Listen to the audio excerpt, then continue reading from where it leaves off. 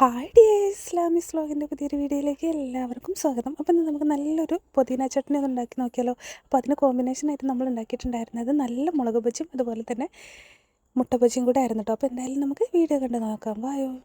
അപ്പോൾ പുതിന ചട്നിക്കുള്ള പുതിന ഇപ്രാവശ്യം നമ്മൾ വീട്ടിൽ തന്നെ നട്ട് വളർത്തിയതാട്ടോ. അപ്പോൾ അതിൻ്റെ ഒരു സന്തോഷം കൂടെ ഉണ്ട്.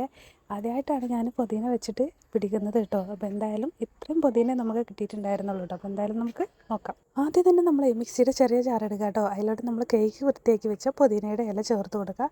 അതുപോലെ തന്നെ മല്ലിയിലും കൂടെ ചേർത്ത് കൊടുക്കുക കേട്ടോ. പിന്നെ അതിലോട്ട് എരിവിന് ആവശ്യമായിട്ടുള്ള പച്ചമുളക് ചേർത്ത് കൊടുക്കുക. അതുപോലെ തന്നെ ഒരു 3-4 അല്ലി വെളുത്തുള്ളി, അതുപോലെ ഒരു ചെറിയ കഷ്ണം ഇഞ്ചിയും കൂടെ ചേർത്ത് കൊടുക്കുന്നുണ്ട് കേട്ടോ. പിന്നെ നമ്മൾ അതിലോട്ട് ചേർക്കാൻ പോകുന്നത് നമ്മൾ സവാളയുടെ ഒരു ചെറിയ കഷ്ണം കൂടെയാണ്. പിന്നെ ആവശ്യത്തിന് ഉപ്പും ചേർത്ത് നന്നായിട്ടൊന്ന് അടിച്ചെടുത്തിട്ട് വരാം കേട്ടോ. നമുക്ക് കൊണ്ടുപോയിട്ട് അങ്ങനെ നമ്മൾ അരച്ചെടുത്ത് വന്നിട്ടുണ്ട്. അതിലോട്ട് കുറച്ച് തൈരും കൂടെ ചേർത്തിട്ട് വീണ്ടും നന്നായിട്ടൊന്ന് അരച്ചെടുത്തിട്ട് വരാം കേട്ടോ. അപ്പോൾ ഇതുപോലെ ആയിക്കിട്ടുക.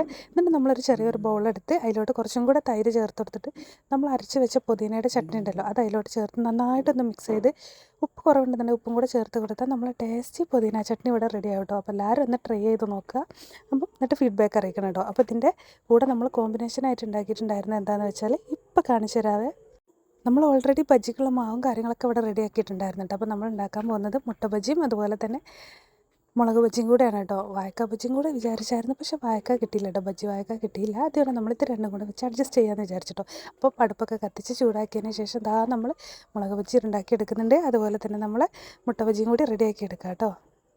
ഞങ്ങളിവിടെ നിന്ന് ഇടുക്കി പോയാൽ എപ്പോഴും നാത്തൂമാരുടെ ഭാഗത്ത് ഇടുക്കി ഭാഗത്തൊക്കെ എപ്പോഴും കിട്ടും കേട്ടോ. നമ്മൾ മുളക് ബജിയും മുട്ട ബജിയും അതുപോലെ തന്നെ നമ്മൾ വാഴക്ക ബജി കേട്ട് നല്ല ടേസ്റ്റാണ് കഴിക്കാൻ. അപ്പോൾ നമ്മളെ ബജി ഇവിടെ റെഡി ആയിട്ടുണ്ട്.